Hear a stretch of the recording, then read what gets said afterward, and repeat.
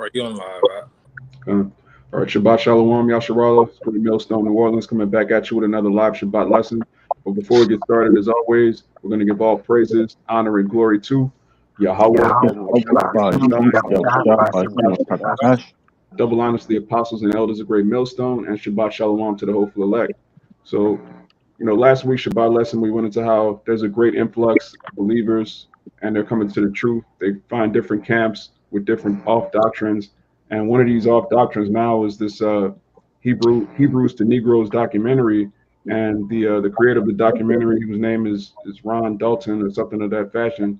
He's a big time scoffer. He's a Negro that knows he's a Jew, but he has no faith whatsoever in Yahweh Shai Mashiach, no understanding of the salvation of the remnant of Israel. And one of his doctrines is to teach Jake that millions of us need to get on a plane and go back to Africa and do what? I don't know. That's a completely nonsensical doctrine. It's not in the scriptures at all. So we're going to go through the scriptures and show you exactly how the children of Israel are going to be delivered from Babylon the Great. So let's start with that Revelation 1 and 7. God, this is Revelations 1 and 7. Behold, he cometh with clouds, and every eye shall see him, and they also which pierced him, and all kindreds of the earth shall wail because of him. Even so, amen. Fine. And, for you brothers, if you're not speaking, you can mute your mic so we have less feedback. But it says he cometh with clouds. Now, when you go into the scriptures, you have different things called euphemisms or figures of speech. The Bible's not going to say UFO. That's a modern term, which means unidentified flying object. And the chariots are identified in the scriptures. They're identified flying vehicles. All right. So sometimes you'll see the chariots called chariots. Sometimes you'll see them called clouds. All right. These are the vehicles of our salvation. These are also the vehicles of Esau's destruction. So if you believe you're an Israelite and you believe in the kingdom of heaven, which is the 12 tribes of Israel ruling on thrones, then obviously there has to be a great destruction of this current world, and there has to be a great deliverance back into our homeland, which is Jerusalem. So if you don't believe in the chariots, you have zero understanding of the Holy Bible. That's an integral part of this ministry. That's an integral part of our faith. All right, you have to know, knowing you're an Israelite is not the end all be all. You have to know who you are. You have to know who your enemy is, which is Esau, not Japhet. All right, that's another damnable heresy. And you have to know how we're going to get out of here, which is the chariots. You have to believe in that. And there are certain prophecies that have to take place in order for the kingdom of heaven to be established. One of them is the chariots delivering the sons of Israel back into our homeland. That's all throughout the scriptures. So if you're following someone that's telling you that the elect of Israel need to get on a plane and go back to Africa, that's someone that doesn't believe in the scriptures at all. We can get that, Luke.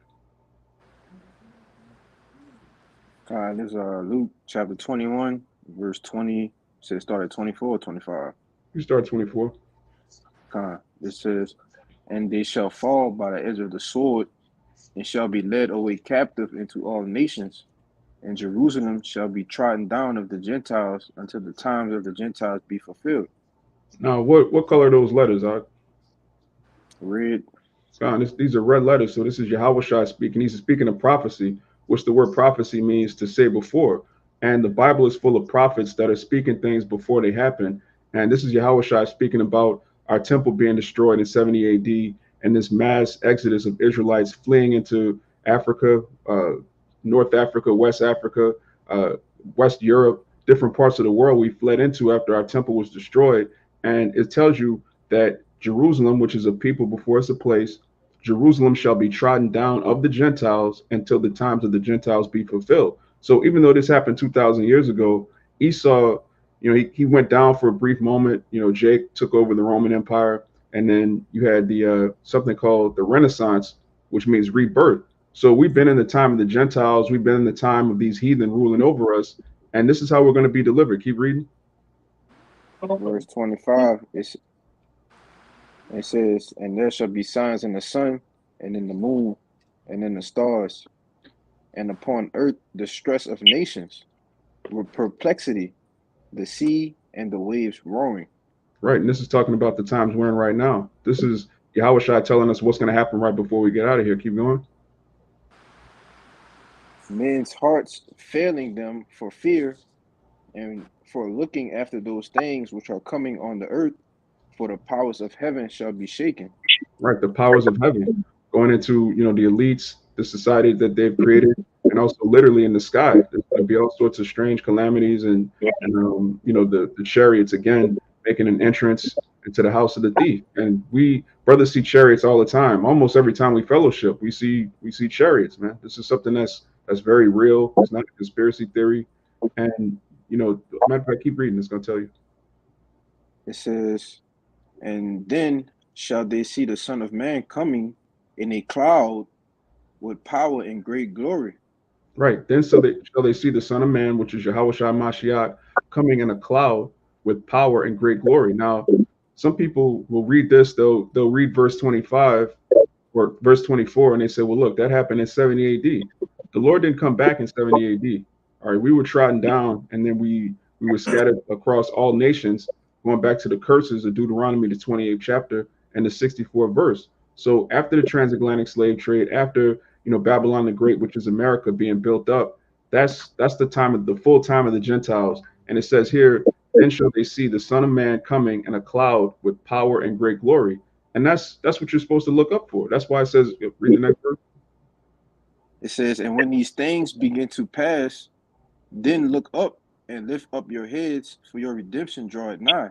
Right. It says, then look up and lift up your heads, for your redemption draweth nigh. Our redemption is going to come from the sky. Yahweh Shai is going to come back, as we read in Revelation, the first chapter. Every eye shall see him. There's going to be a sound like just a huge sound that you've never heard before. It's going to echo throughout the world. Everyone's going to stop whatever they're doing. They're going to look up. You're going to see it. The earth is going to be covered in chariots. That's how Yahweh Shai is coming back. It says with power and great glory. And this guy, the Hebrews to Negroes documentary, they're not telling Jake how they're going to get out of this condition. You're telling me I'm a real Hebrew. These people are the fake Hebrews, and then I should get on a plane and go to Africa. What kind of doctrine is that? What do you do with that information? Like, I'm a Negro in Africa now. Oh no, I'm a Jew in Africa now. What, a Jewish African? What is that?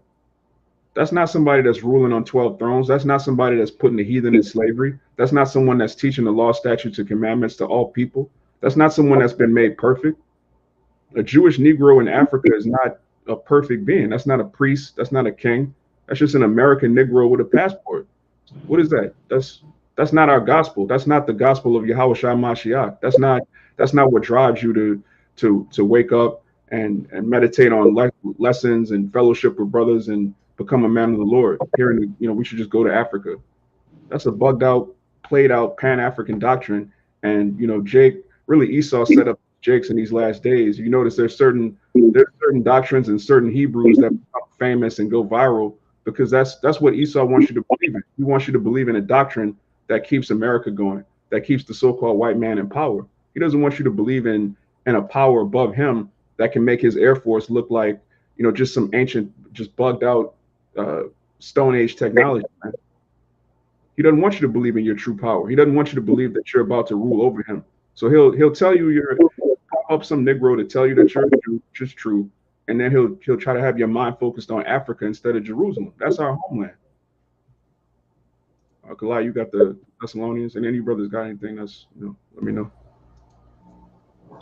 God, this First Thessalonians chapter 4 in verse 16.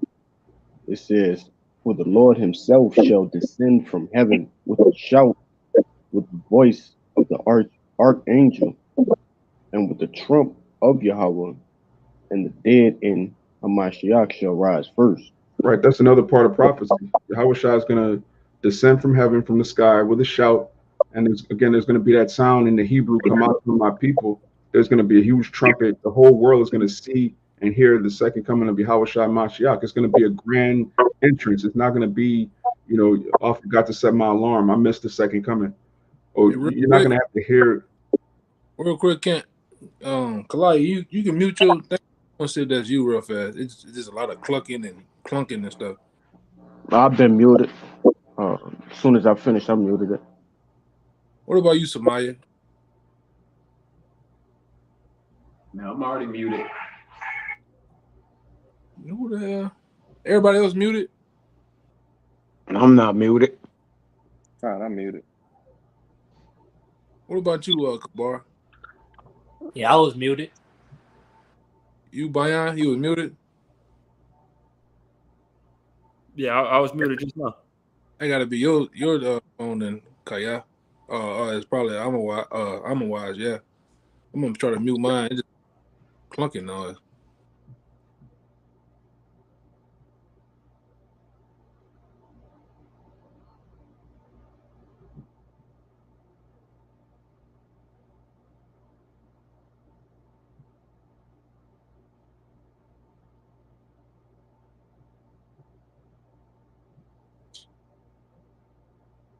Go ahead, I'm gonna talk. I'm just trying to get to the bottom of it. See what phone it is. Con, you hear it now? Nah, I'm here now. Okay. I think Kalai's still muted. Too. I'm gonna read the precept again. Con, read verse 16 again. Con, it's 1 Thessalonians chapter 4, verse 16. For the Lord himself shall descend from heaven with a shout, with the voice of the archangel, and with the trump of Yahweh, and the dead in Hamashiach shall rise first. Right. It says the dead and Hamashiach shall rise first, which is another huge part of our faith. All of the people that died in the ministry, all of the believers that believed on Yahweh Shai and went back to the spirit world, they're going to rise first. They're going to be in the chariots. So if you don't believe in the chariots, how do you break this down? Read verse 17. Con. Then we which are alive and remain shall be caught up together with them in the clouds to meet the Lord in the air, and so shall we ever be with the Lord. Right. Now, either you believe that or you don't. This is not something that's debatable. This is very plain. It says those of us that are alive, those of us that are on the earth, and those that are in the spirit world, we're going to meet together with Yahweh Shai in the clouds. And again, those clouds are talking about chariots. We're going to meet the Lord in the air, and so ever shall we be with the Lord. What does this have to do with getting on a plane and going to Africa?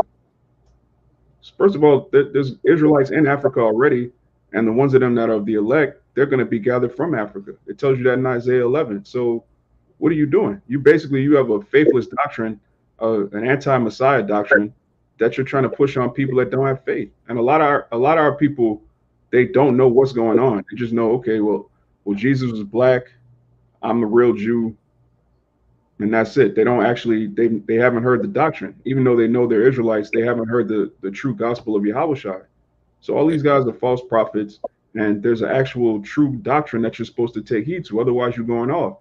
Doesn't matter if you a nigga that believes he's African American going off, or a nigga that knows he's a Jew that's going off.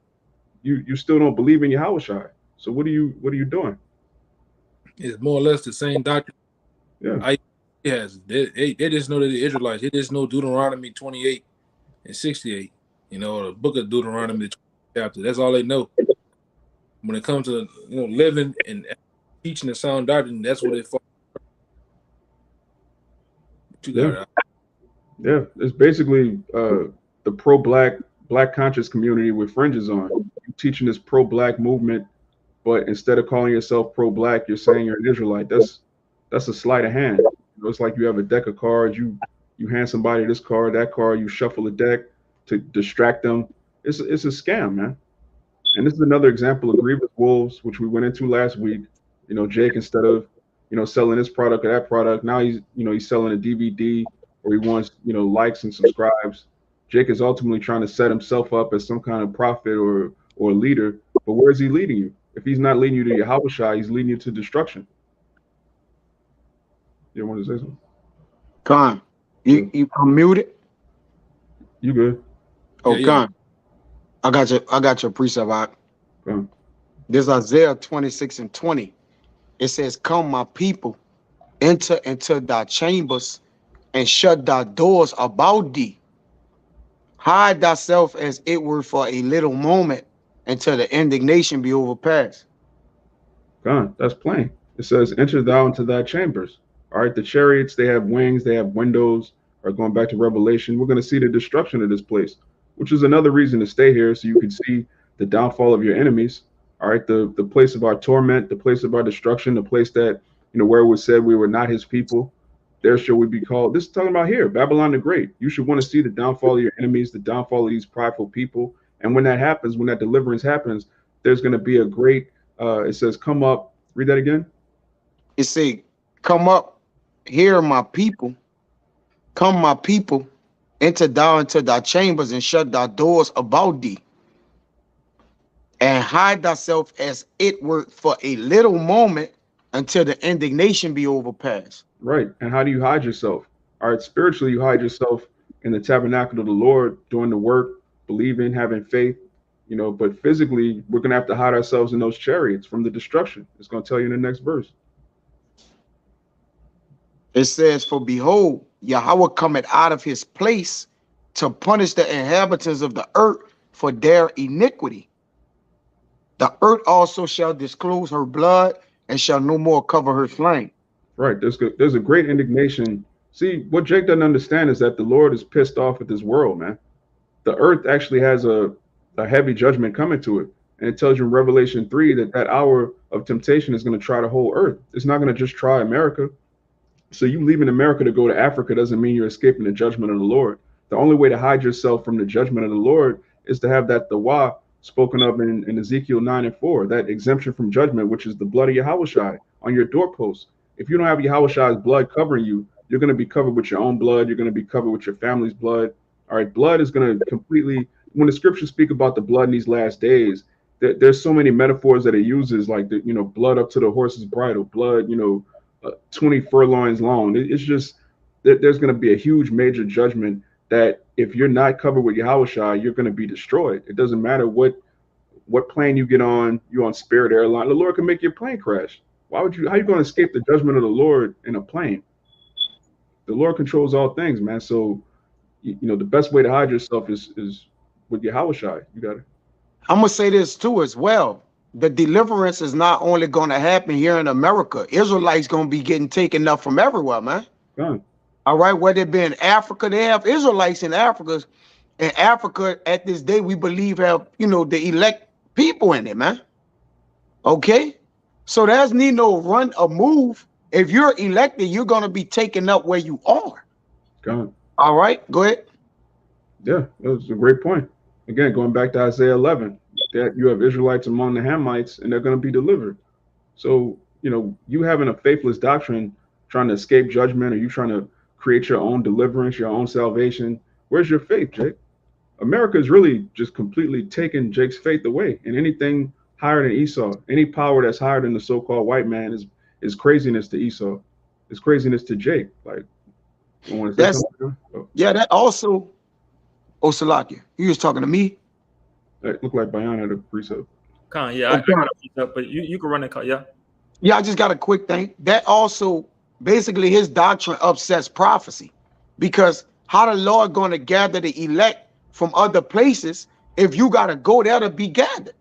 Like, it's like, what about the Lord delivering, his elect from the four corners of the earth? What happened to that? So the meeting place for salvation is in the heart of Africa? What is Wakanda? Like, what are we doing here, man? Go ahead, bro. Yeah, that's Jake's kingdom of heaven is Wakanda. When you really get down to what Jake believes, when you really Jake, when you, like you say, we got to get to the bottom. The woman king. They're looking for the woman king salvation. They're looking for, they're gonna start saying Yahushua probably, is the woman king. But there's neither here nor there, bro. Yeah, that's coming. That's coming. The Savior's a woman. All sorts of men. It's coming. That's definitely coming. You got it, Bayan. Khan. I got Isaiah 52:11, and Baba Gashaf, if I can read it in the KJV and the NLT. You got it. In the KJV, it says, depart ye, go ye out from thence, touch no unclean thing. Go ye out of the midst of her, be ye clean that bear the vessels of the Lord Yahweh. For ye shall not go out with haste, nor go by flight. For the Lord Yahweh will go before you, and the power of Israel will be your reward, your reward. And this is it in NLT. It says, get out, and leave your captivity where everything you touch is unclean. Get out of there and purify yourselves, you who carry home the sacred objects of the Lord Yahweh.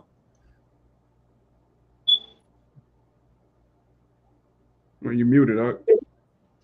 You muted. Salak, what's the last thing I heard? Salak. It was a few seconds ago. Khan. I just read the NLT. Salak. This is Isaiah 52:11. It says, get out, and leave your captivity where everything you touch is unclean.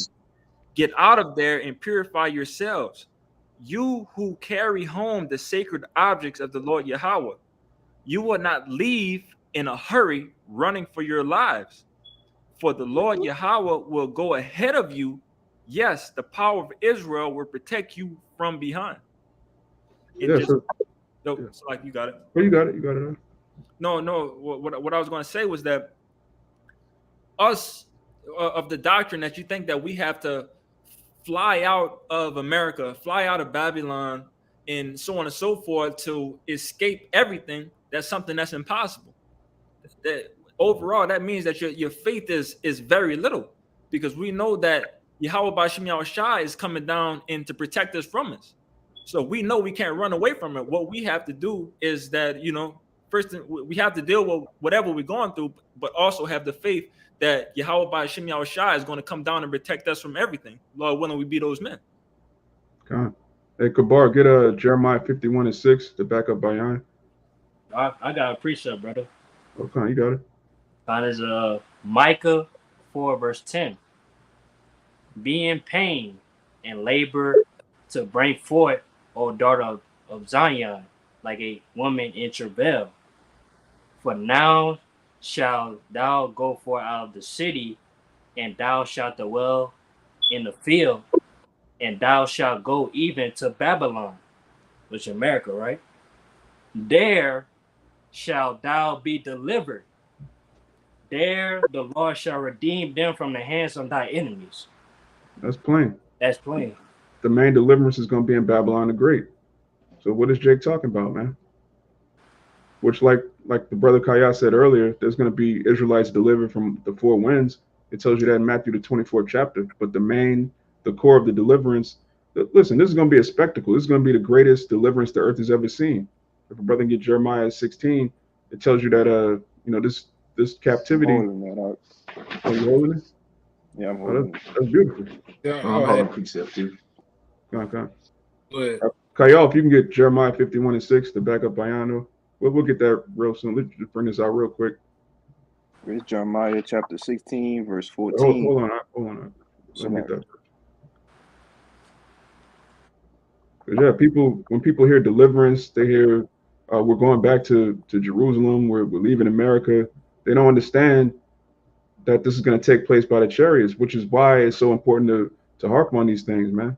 The elders say all the time, earlier in the ministry, they would kind of shy away from pushing the chariots, but the prophecies don't make sense until you include the chariots, because then you have to ask how. So wait a minute, America's going to be destroyed by missiles. What are we going to be doing? That's what they ask us on the block all the time. America's going to be here. What are you guys going to do? What are y'all going to do? Well, Lord willing, we're not going to be on the earth. We're not going to be physically on the ground when those missiles hit. Otherwise, we finish. What you got it up? God, this is Jeremiah chapter 51, verse 6. Flee out of the midst of Babylon and deliver every man his soul. Be not cut off in her iniquity, for this is the time of the Lord's vengeance. He will render unto her a recompense. Right. It says flee out of the midst of Babylon. That's talking spiritually. How are you going to flee Babylon physically and still be a nigger and escape the judgment of the Lord? The scripture tells you that you're going to be judged as a recompense for the Lord's vengeance. So you telling me you could be a wicked nigga, breaking all the commandments, having no faith, whatever, then get on a plane and escape the Lord's judgment? Is that how little you think of the Lord? Fleeing Babylon means to come out of her, like spiritually, to escape the doctrines of this world, to most importantly stop worshiping the so-called white man as a god. He's not a god, he's a man, and he's a heathen. He's not even what are you doing? You worshiping Christianity, which a lot of you now, you worship black Jesus or Yeshua instead of white Jesus, and you think that that's some kind of, no, man. You have to worship Yahweh B'Hashem Yahushai, all right, the Father in the name of the Son. That's fleeing out of Babylon, coming back into your heritage and really living this thing, not just being a nigga in Africa. But you got it, Kushal. This is Jeremiah chapter 16, verse 14. It says, therefore, behold, the days come, said Yahweh, that it shall no more be said, the Lord liveth, that brought up the children of Israel out of the land of Egypt, but the Lord liveth, that brought up the children of Israel from the land of the north and from all the lands whither he had driven them, and I will bring them again into their land that I gave unto their fathers. That is beautiful. It says there's going to be a great deliverance from the land of the north, which is Babylon the Great here in America, and also the other lands that we've been driven to. And this prophecy is important because it tells you that the deliverance out of Babylon the Great is going to be so incredible that we're not even going to talk about the Egyptian deliverance anymore. Now think about the book of Exodus and how miraculous that deliverance was. The Lord is promising that there's going to be a deliverance that's so epic and amazing that it's going to completely eclipse what the Lord did in ancient Egypt. Now, how does that translate to you getting on a plane and going back to Africa? That's that's nothing. There's nothing miraculous about that. The Lord is doing all of this to magnify his name on the earth. So you trying to make your own deliverance, your own salvation. Where's the glory in the Lord? Jake just doesn't have any faith, man. You have to have faith in an epic second coming, a grand entrance of Yahweh Shai Mashiach. That's what's going to happen. And it's described all throughout the scriptures, mainly second Esdras. But he tells you how he's going to come back, what he's going to do. And either you believe that or you don't.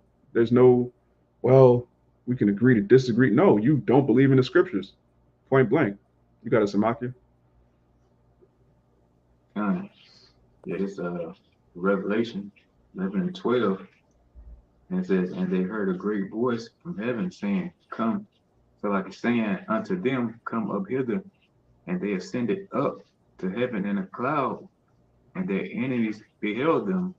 So yeah, the 144,000 and the 1/3 of the nation Israel, man, we're gonna be all caught up in that same cloud at the same time.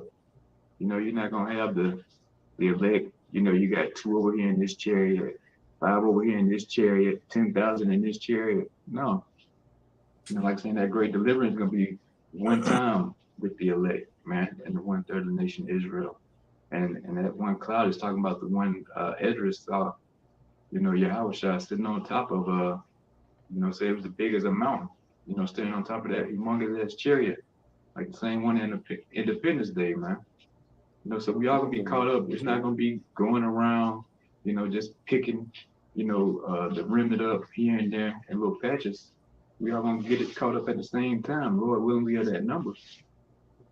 You know, and said, and Yeah, the Jake, enemies beheld him. yeah, Oh, you got Jake, it? Jake thinking you talking about an Uber. Huh? Kind of, right? Yeah, we all gonna be sitting up looking, waiting on different chariots to come pick us up. You know, Lord willing. You know, This, we are that number. no, this is the only thing that can pick up a large amount of people at one time. 144,000 people like that. You know, nothing else can do that. And simultaneously, different parts of America and different parts of the world, man. Yeah, kind of, yeah. Like I said, and that's talking about that one cloud, man. That one big father ship. You know, not the Wakanda ship or nothing like that. Like we're going into, man. Really, I'm gonna say it's gonna be a bunch of shit, you know? Because the Angels are gonna be getting it on with these fighter jets and all that other stuff, and they gonna have other chariots delivering the elect, man. All right, The war in heaven. all right. I got, I got you something, bro. Oh, go ahead. But go ahead. Make your point too. To Maya Shalaka. Oh yeah, kind of, yeah. You know, like I said, it's gonna be the fight in the heavens. You know, it said the same way Yahweh shall live, same way he coming back in a cloud too, man. You know, he's not gonna be like Mario and Luigi just floating around in a cloud and come down and, you know, picking the remnant up. You know, it's actually a type of vehicle, you want to call it that, you know? I was You know, told that but to back when we you up say on it, that. okay, yeah, like when we say it, it's crazy. But you know, you got the so-called white man all over the news saying, "Oh, you know, there's UFO sightings and all this kind of crap." Everybody soak it up and believe it, though. You know, but y'all gonna see here real soon, man. Who was right and who wrong? You got it. You had to call y'all the precept you mentioned? Yeah, con. So this is Acts chapter 1, I'm going to start at verse 9. It says, and when he had spoken these things, while they beheld, he was taken up, and a cloud received him out of their sight. And it's talking about Yahushua. And it goes on to say, and while they looked steadfastly toward heaven, as he went up, behold, two men stood by them in white apparel, which also said, ye men of Galilee, why stand ye gazing up into heaven? This same Yahushua, which is taken up from you into heaven, shall so come in like manner as ye have seen him go into heaven. So like the brother was saying, the Yahushua, he was taken up in the chariot or in the cloud, as it described it. He's gonna come back the same way in the cloud or in them chariots. That's that vehicle of choice that the Lord has chosen. You got it, But you got it. Don, that's a good point the brother made. This Isaiah 16:8, and I found something interesting in another translation. It says, who are these that fly as a cloud and as the doves to their windows? And in another translation, which is the you were serious. I don't know why. Get the translations up. It should be the third one. But I got it. It came up. It says, and what do I see flying like clouds to Israel, like doves to their nests? So the clouds actually going to pick the Israelites up. Israel, remember that Israel are people before place, man. So where they're placed at, they're the people that has to be gotten. All right, the 144,000 coming to 12,000 of the tribe of Israel, along with that number that John couldn't number.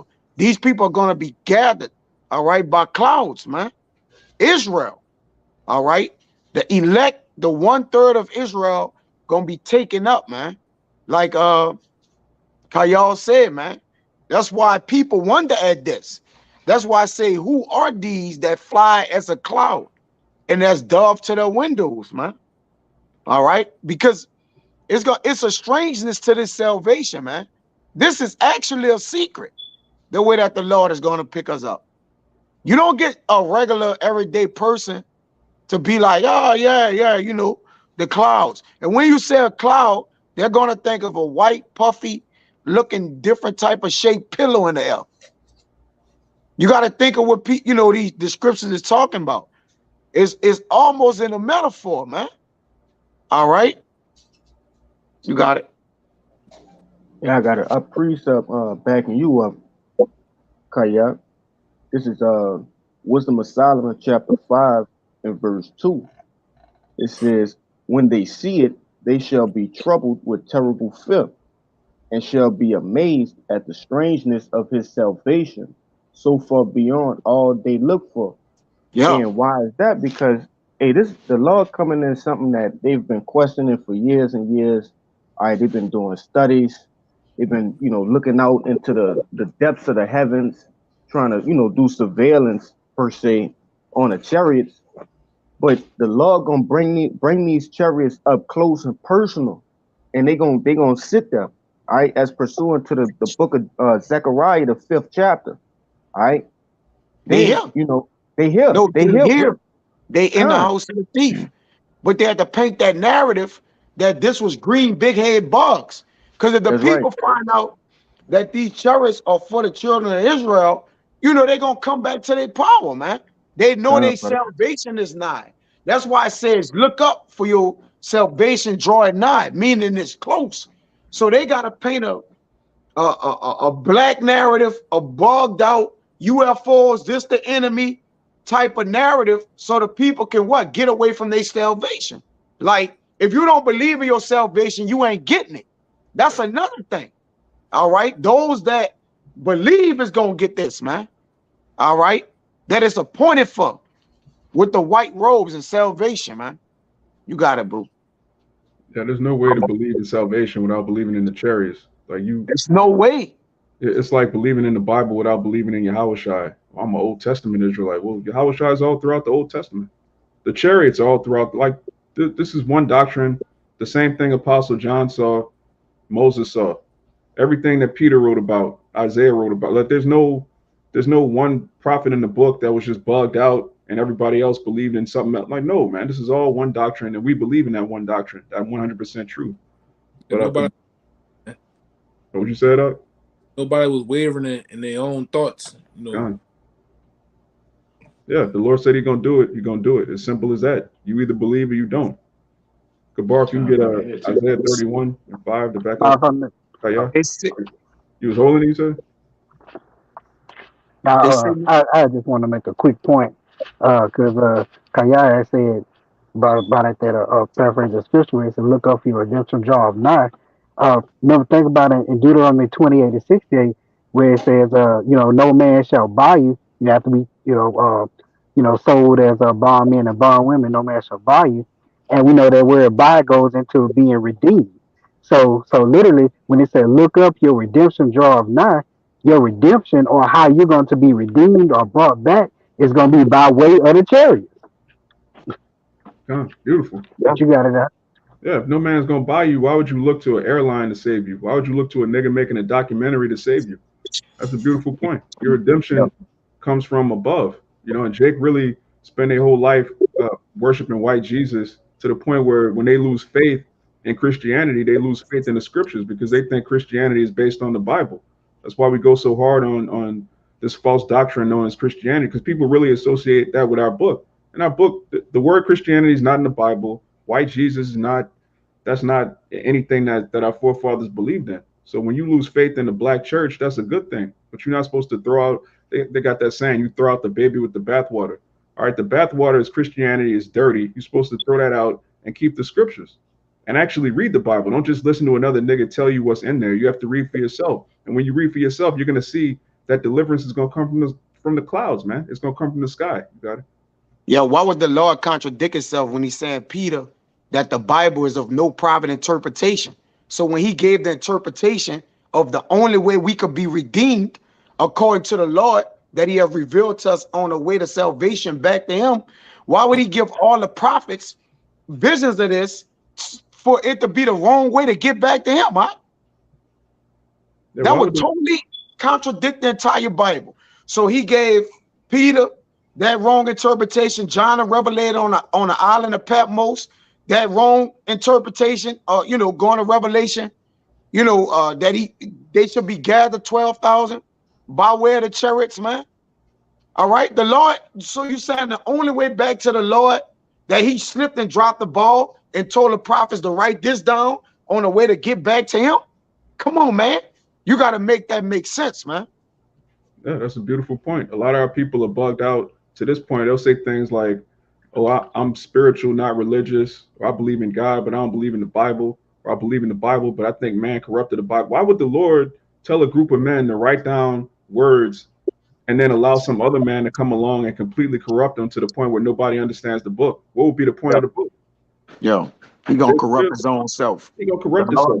There's clearly a 100% truth.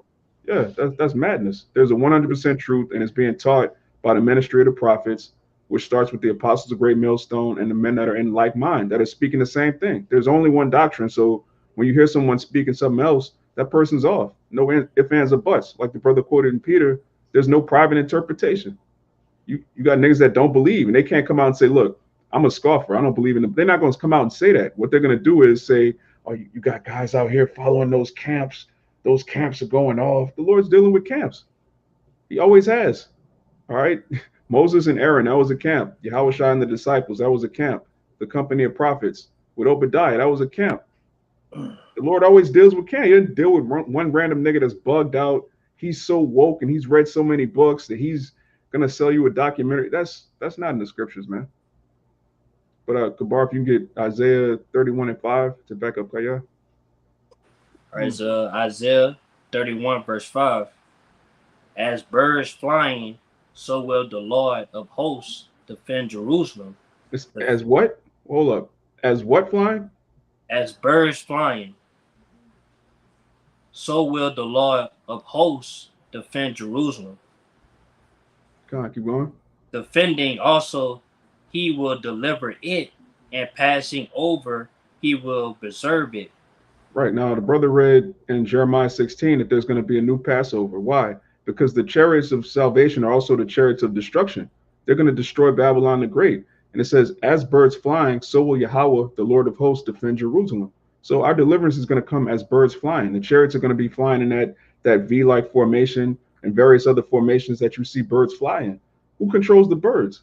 Yahweh Bashem Yahweh Shai. So you're going to see chariots flying in that same, they fly in a specific pattern to keep the wind. It's like a military formation. Yeah, it's a war formation. You back in the days of World War II and World War II and World War I, when they actually started to take flight, those different fighter jets and bombers flew in war positions, man. That's so everybody be guarded, everybody be on alert, And it's just like I said, and the reason why the Lord doing that too, because he's a man of war. All right, this is he's bringing you back to the true nature. Yeah, he's a man of war, so you putting his men, his hosts, as his army, he put them in like mine when he come back to actually to bring forth destruction, man. They ain't coming back to play Uno cards with your fucking ass, man. All right, pity pat. They come to put a Hebrew foot in your ass, man. All right, they just like I said, it sounds raw and uncut, but it's just that way, man. Okay. No, it is what it is. Them chariots ain't coming back to play with nobody. All right, especially the wicked. That's why it says, defending also, he will deliver it. Like defending also, how do you defend Jerusalem? By destroying our enemies. Going back to Africa on a plane is not going to take down Esau's army. That's not going to take down Babylon the Great. That's not going to take the satellites out the sky. The chariots are going to do that. You want to say something? Yeah, a bird. What a bird. What the attributes of a bird is to grab something off the ground and do what? Take it to the nest, man. Yeah. A bird come down and get what he got to get and take off, man. All right. The same how the Lord moving. And it tell you that in Isaiah 60, it says in the NLT, what do I see like flying? See flying like clouds to Israel, like doves to their nest, man. Going to the birds are going to bring us back to the nest by the way of the chariots. That's the way the Lord want to redeem us. He can redeem us in any way or form he want, but that's what he gave unto the servants, his prophets, to deliver to the people for redemption, man. And that's it. All right. It is, man. That's why the brother read it earlier in Wisdom of Solomon. So far beyond that they look for. The Lord is far out like that. You look at the creatures and different things the Lord made. All right, the heavens. All right, the moon. It show you this man has a far out mind. All right. Look at us. Look at how our bodies, you get a cut. All right, you get a cut, a sore, a scab, it heals itself back. Who could think of something like that, man? A digestive system, what do they call it? Immune system, man. Who thinks of something like that? Right? On the Most High. Yeah, Esau, who pats himself on the back for having all this amazing technology, he still can't surpass the Most High, man. Or he'll create a camera, but it's not as advanced as the eye. He'll create medicine that's not even as advanced as fasting. Something as simple as not eating could heal you better than some of Esau's top technology, man. But he wants you to worship him. He's telling you that the earth and the immune system, everything the elder just mentioned, those things just happen because of a random explosion and evolution over millions of years. So you're telling me you're an intelligent being, but a random explosion is smarter than you are. That doesn't even make it. That's madness, man. But Kalai, if you can get a 2nd Ezra 13, we got to go into this destruction because as the brother went into, the chariots are not only the vehicle of our deliverance, but it's also the vehicle of the destruction of our enemies. And those two things are going to happen simultaneously. The same way right now, the Lord's raising up the kingdom of heaven in the land of our captivity. We standing boldly in the face of these heathen. The same thing is going to happen when he physically delivers us. He's going to physically destroy Esau, Edom. Con. You want me to start at You start at verse 2. Verse 6. Oh, con. It's 2nd Ezra 13 and 2. It says, and lo, there arose a wind from the sea, that it moved all the waves thereof. And I beheld, and lo, that man waxed strong with the thousands of heaven. And when he turned his countenance to look, all the things trembled that were seen under him. Right now, when you go into Revelation 1 and 7, which we read earlier, it says, every eye shall see him. Everyone in the world is going to see the second coming of Yahweh Shai Mashiach. And this is describing why. Keep going. Verse 4, it says, and whensoever the voice went out of his mouth, all they burned that heard his voice, like the earth, like as the earth faileth when it feeleth the fire. And after this I beheld, and lo, there were gathered together a multitude of men out of number from the four winds of heaven to subdue the man that came out of the sea. Right. This is talking about the militaries of the earth, because the scripture tells you Yahweh Shai is going to come back with crowns on his head, many crowns, meaning he's going to take down America, Britain, Russia, China, Iran, every army that has a military. Yahweh Shai is going to make quick work of them. So, and these heathen know that the elites of these heathen, they have their Bilderberg groups, they have these secret UN councils. The heathen all know who the real Israelites are, and they know who our power is. They have the records of how the Most High got down in the ancient world, putting them in captivity, and they don't want to go back. They don't want the kingdom of heaven. All right. So they're gonna actually fight Yahweh Shai Mashiach, which our people don't believe that. You're gonna fight Jesus? Who's gonna fight Jesus? Well, these heathen are gonna try. They're that dumb. And that's who you niggas worship. But keep going. And then it says that when they see him, they ain't gonna want to fight, but the Lord gonna make them fight him. That's right. He gonna make them get down with him, man. Yeah, I was gonna say. Keep going. Verse 6, but I beheld, and lo, he had graved them. Slakin. But I beheld, and lo, he had graved himself a great mountain and flew upon it. Right, and that's not talking about a literal mountain. Like he's not going to be flying on a giant rock. He's not going to pick up Mount Everest and fly around, which he could do that if he wanted to. But this is talking about an actual chariot, a giant fathership. It's going to be a chariot that's going to blot out the sun, and every eye is going to see. Keep going. Independence Day. Yeah. The greatest way to describe, all right, Second Ezra, the 13th chapter is the Independence Day chariot. And then guess what? The Lord is going to be bigger than that, possibly, man. Verse 7, he says, but I would have seen the region or place without the hill was graven, and I could not. Right. So Edris is trying to describe something that's so wide that he can't see where it starts, where it ends. It's just as big as the horizon. You look up, and everywhere you look, that's the chariot. It's that big. That's the entrance that the Lord is coming back with. It's not going to be Delta Airlines, America Airlines. It's not going to be a plane with you and your bugged out family. You know, you got your mother-in-law, she coughing. You know, you got your brother-in-law, he's an alcoholic. You got your weird ass family, but you put him in fringes and send him on a trip to Africa, man. That's not a grand deliverance. This is going to be something so epic. Again, it's going to supersede the book of Exodus, man. Keep going. Verse 8. And after this I beheld, and lo, all they which were gathered together to subdue him were sore afraid, and yet durst fight. Yeah, they were sore afraid, meaning they were terrified. Like I didn't train for this, you know, like that bugged out Edomite that let the lady get raped in the French Quarter. He's like, I wouldn't train for this. You know, the United States Air Force, they're trained to fight other air forces. They're not trained to fight Yahweh Shai Mashiach and the angels. They're not prepared to go against the power of heaven and earth. So they're going to be terrified, but the Lord's going to put the spirit on them to fight anyway. They're going to have to fight because this is the Lord's movie. He wants a climax. Keep going. Verse 9. And lo, as he saw the violence of the multitude that came, he neither lifted up his hand, nor wielded sword, nor any instrument of war.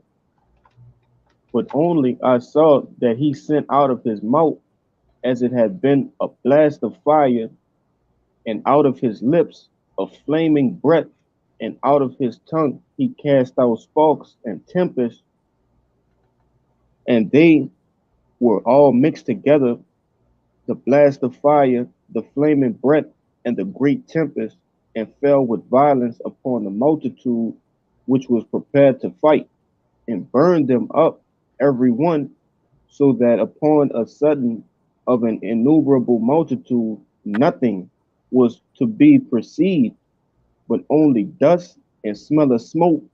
When I saw this, I was afraid. Right. This is a man of the Lord in the ancient world, which we were infinitely more austere and hard than we are today. And when he saw this, he was afraid. So imagine a giant chariot, mouth open up, just like the elder said in Independence Day. There's going to be a blast of fire and a whirlwind of fire around the like imagine a laser beam just wrapped with a tornado of fire. That's what's going to destroy these heathen. And that's that same chariot and the army of chariots around it. That's going to deliver the sons of Israel and our families if they believe. You know, if it be the Lord's will, you're going to have brothers that get delivered alone. You're going to have brothers that get delivered with their household. That's what's coming into the earth, and that's what we believe in, and that's why we're so fervent in preaching the actual doctrine of the scriptures, because we believe. You have Israelites that believe somewhat. They believe the Lord is the so-called black man. They believe they're Israelite, but they don't believe in the grand deliverance of Israel. So what they do is they water down the doctrine. They're ashamed, really. They're ashamed of it. They don't want to see. To somebody with no faith, all of this sounds crazy. Everything we're saying is like, what? It's going to be a giant mountain that's going to shoot lasers. What? That's crazy to a carnal-minded person. So when you have people that somewhat sort of kind of believe and they care about the opinions of the world, they'll take the truth and then water it down to make it seem like it's more palatable to somebody that doesn't believe anything. Oh yeah, we are the Israelites. We're gonna be delivered as birds flying. That's talking about getting on a plane and going back to Africa. No, it's not talking about that at all. The Lord said what He said. We're gonna be delivered through a great destruction of this place, which is going to come from chariots and lasers. That's what's going to happen. Because the time we was delivered out of Egypt, the Lord, He took everybody, and this particular deliverance, He didn't want everybody to understand salvation. It's really only for a remnant. You know, the remnant is spoken about. Along with. That secret is revealed unto them, man. The Lord have revealed that secret unto those that he expect, or that these men expect to be delivered of, man. That's why, bro, at this point, salvation is far-fetched to people, man.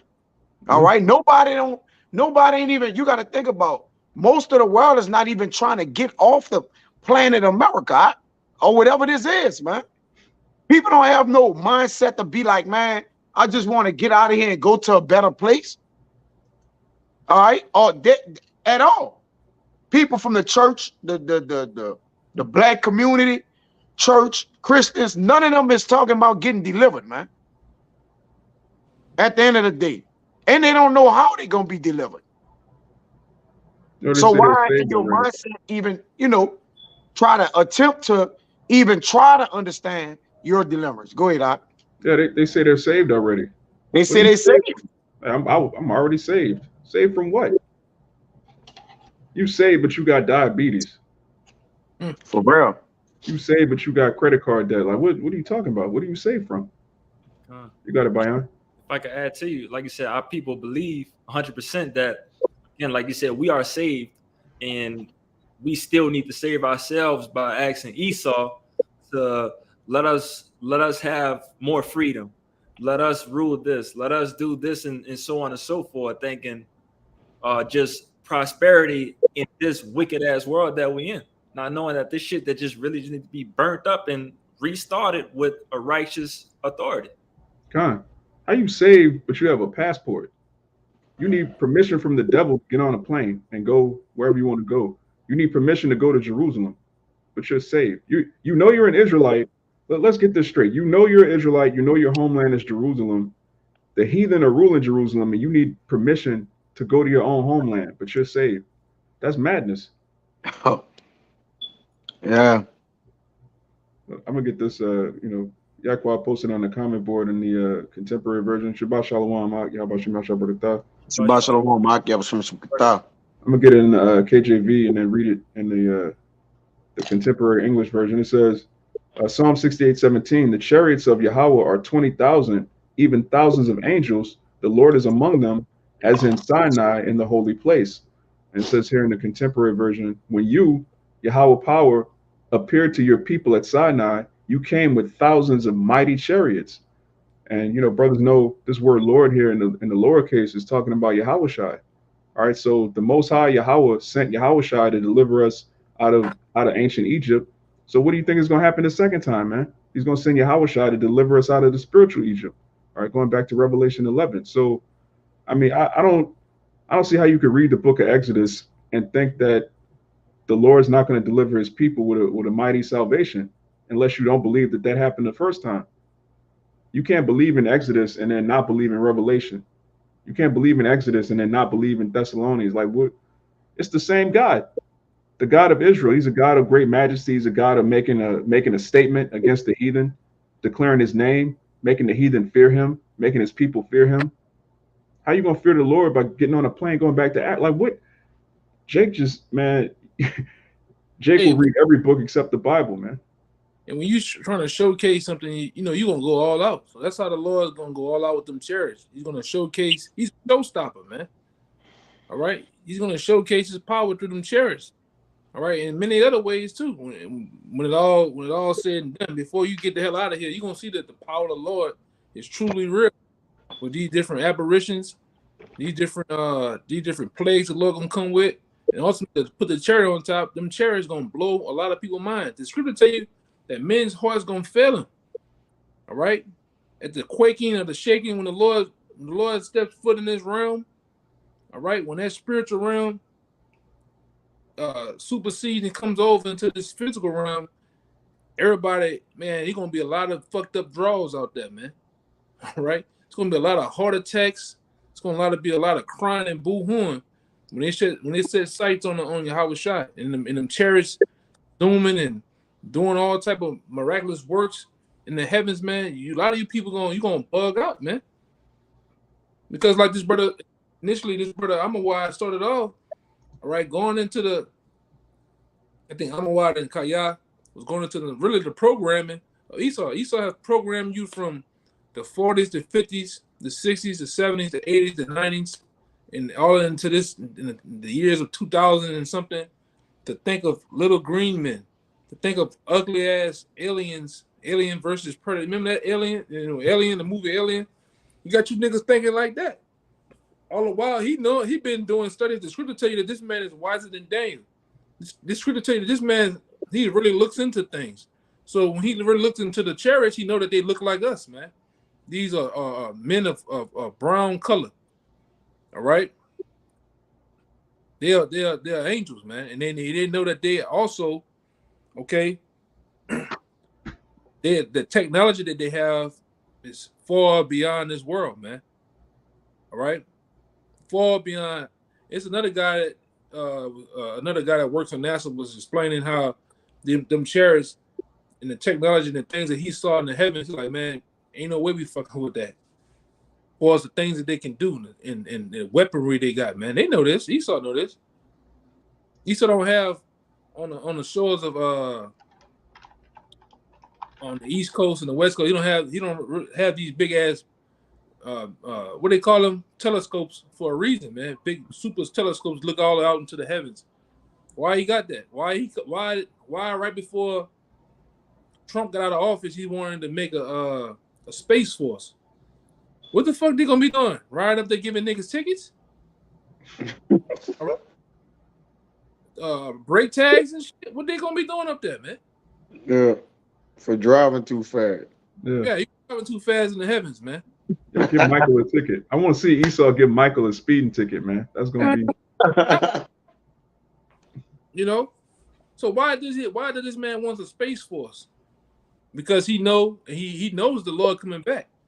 So he wants to, and hope he wants to stop before it comes in this realm, man. He wants to stop it out there in the heavens before it gets over here. But it's gonna get right to his doorsteps, man.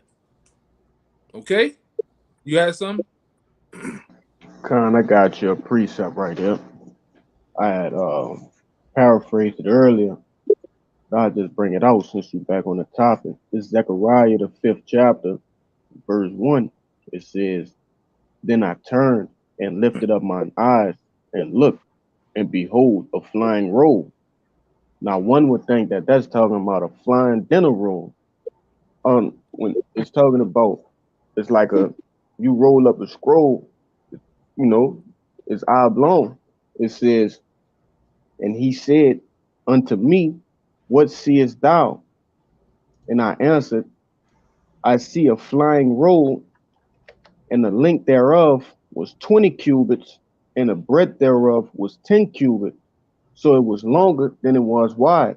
It says, then said he unto me, this is the curse that goeth forth over the face of the whole earth.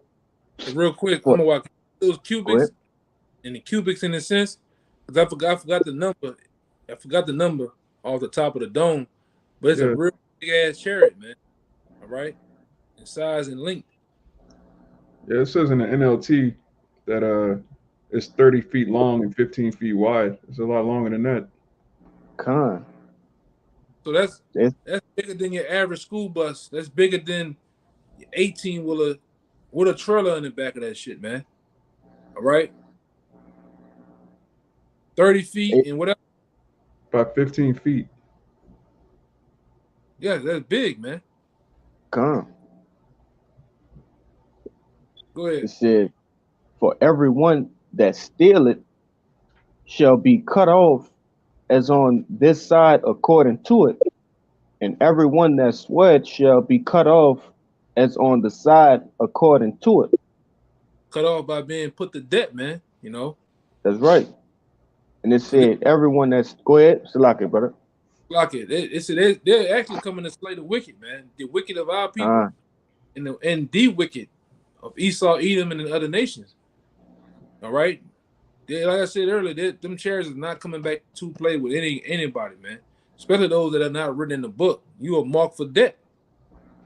And then I'm gonna say this, and that the angels don't want to get, and they purposely probably don't want to get you. The missiles gonna get you, man. This all been simultaneous before everything goes kapoof over here, man. All right, because you were still reading that 30, you were still reading that 13 and of Ezra, right? Yeah, I'm still in it. And even when you go down past the main point, it tell you that some people gonna come bound, some people gonna come being happy and everything like that. It's gonna go into it though, just to make the point. You want me to get it? Yo, you can finish all the way out. I'm gonna had you do it. He wants you to read it, whatever. Con, I think we stopped at verse 12. Let me pick up right there. I'm what? Come on. You got it. Con, this second Ezra 13 and 12, it says, afterward I saw the same man come down from the mountain and call unto him another peaceable multitude.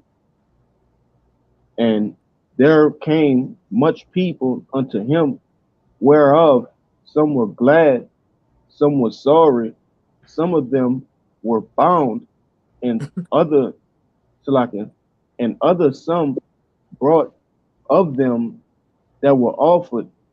Then then was I sick throughout great fear and awake, and said, thou hast shewed thy servant these wonders from the beginning, and hast counted me worthy that thou shouldest receive my prayer. So let's get all the meat off that bone. All right, you have a peaceable multitude, which is talking about the elect of the nation of Israel. You have people that were bound, which is talking about the heathen. That all the brothers that you see on your screen will have that number. We're going to be binding the heathen in chains, man. We're going to be putting them in physical hardcore bondage. It says there were some that were sorry. Or you have Israelites that are going to be preserved from the destruction, and they're going to loathe themselves because they're not right, man. All right, they're not going to be a part of the great. They're not going to be changed. All right, the Israelites that get brought up into the chariots, they're going to be changed. But you're going to have Israelites that mainly a lot of these niggas through the spirit. I wouldn't even think about this, but a lot of these Israelites that go to Africa, they're going to be delivered from the missiles just to get put to death, man. If you a nigga in America, you a Babylonian nigga, you go over to Africa, the destruction of Babylon is not going to touch you. But the men of the Lord, hey, we still. Judgment is going to go out one way or the other, man. You're going to have Israelites all over the world that are going to be alive when New Jerusalem comes down, man. And they got to see, hey, that bring hither and slay them before me, that's going to be a lot of you niggas. You got it, out. Hey, there's a lot of work to do after we get saved. It's like a lot of, brother, like it's a lot of prophecy would get upset if just the chariots alone don't save us out. Like there's more work to do. We have to come down We have to get the rebels. Like it's a lot of things that gotta happen, man. It's like it will make the Bible totally null and void, brother. You got it, bro. Yeah, It's a lot. things beyond salvation. Like the end all be all is not just the. That's why it says, "Come up hither, though yet it be for but a moment." All right, because we gotta come down. Abarat the Zawidos men, man. Okay, we understand the salvation part, but there's a working after the salvation, man. You know, we gotta purge out the rebels, man. You know, we gotta bind the kings and fetters and chains of iron. We gotta get them out the mountains, man. It's work to do, man. Yeah. All right, you got it, bro. Yeah, salvation is not the end of our story. It's the beginning. It's not. That's the kingdom of heaven. The king, we teach all the time, if the kingdom is going to be here on earth, that means it's got to be built from the ground up. We got work to do. You got work to do. Yeah, that's a whole nother lesson right there. But, you know, we come running it. But, you know, if a brother had anything else. Yeah, I just want to add a little bit. Like I said, hey, with the chariots and everything, it's part of eating that whole roll, you know, and that's a stumbling block to Jake, man. But the chariots and having dark-skinned men and these chariots actually operating it like the angels and things, that's part of that whole roll. And so you got to eat it and preach it, man. And like the brother Amawad started off, that's why back then, you know, going into 2008, 2009 on up, like he said, we, you know, the apostles, including the brothers that was out teaching, you know, we ain't going into that with niggas because it'll bug them out back then, man. Jake would be all warped in the mind, fucked up, because you're going into something that they, for one, case in point, the majority of people in America are not spiritual, man. In order to understand those characters, in order to understand Ezekiel, the first chapter, the will within the will, one would have to be very spiritual, very of understanding what it's talking about, man. How the angels operate and move, how they naturally look as an angel. You know, we can go in many things, but it goes over Jake's head because Jake is not spiritual. Jake is a plain, really. Jake is carnal. When you're carnal, they gotta see it to believe it. That's why they always say what they say those things, man. But we don't have to see it. We actually believe because the scripture says so. All right. Faith. Yeah, faith, man. Faith. And then that's the difference between salvation. And them chariots are really not revealed to those who don't have faith, you know. You know, there are times where we'll see a chariot and our, you know, family members, what you talking about? They can't see it. Just like the truth. Huh? Just like this truth. Yeah, they got the same Bible in their house that we got. They can't see it. Yeah, I remember this brother up here, Kalaya, you know, well, he's that way. He's that way right there, the other side. That brother, when he first came out, you know, we had a chicken bandit around us, but hey, the Lord showed a chariot, man. It came in this realm slow. It's like it's going fast and slowed down in slow motion, just so you can see it, and went back out of this realm, man. All right. And those things, like I said, we don't necessarily, you know, see things like that when you was in the world, man. You didn't see no terrorists and shit, man. Only when you had to understand these scriptures and fully understood it, that all came to you, or also come to us. You know, the Lord has to deal with you. You don't choose the Lord; the Lord chooses you. And like I said, once you get chosen, you put on the goggles. Like as my man, what his name is, the old man. Dick Gregory. Like you said, once the universe choose you, you put on those goggles, you can never take those goggles off. And you start everything for what they truly are, through the Spirit, man.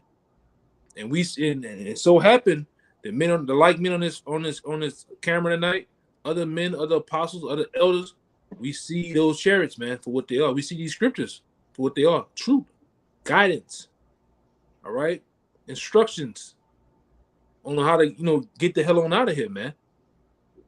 Okay, you got it, Doc. God. Yeah, this truth, man. You gotta, like Samaki referenced earlier, you gotta eat the whole roll. You can't just take parts and the bits and parts that make you feel good, the bits and parts that appease your ego. Yeah, we the chosen people, Judah. You gotta the whole thing, man. You have to believe wholeheartedly in the chariots. That is how Yahushua is coming back. That is how he's going to deliver us. That is how he's going to completely destroy Esau's army. So if you don't believe in the chariots, you don't believe in the truth. There's no salvation without the chariots. So Abaratazah, this lesson was edifying to the elect. We're going to give all praises, honor, and glory to Yahweh. Double honors to the apostles and elders of Great Millstone, and Shabbat Shalom to the hopeful elect. Shabbat Shalom. Shabbat shalom. Shalom.